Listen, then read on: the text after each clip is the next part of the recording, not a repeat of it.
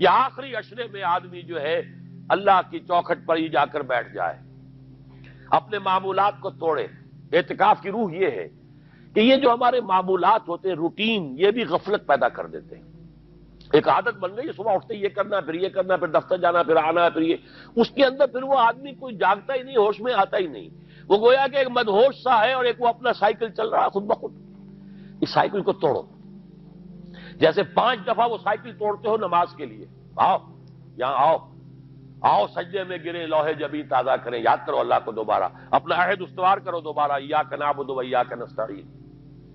اسی طرح سال میں ذرا یہ 9-10 دن بھی ایک دفعہ توڑو اپنے روٹین کو، جاؤ وہاں ڈیرا لگا لو مسجد کے اندر اللہ کے در پر، سوائے جو ناگزیر حوائج انسانیاں ہیں، پیشاب وغیرہ کے لیے جانا ہے باہر جاؤ، وضو کرو، پھر آ کے بیٹھ جاؤ۔ محض فرحت حاصل کرنے کے لیے نہانے کی اجازت بھی نہیں ہے۔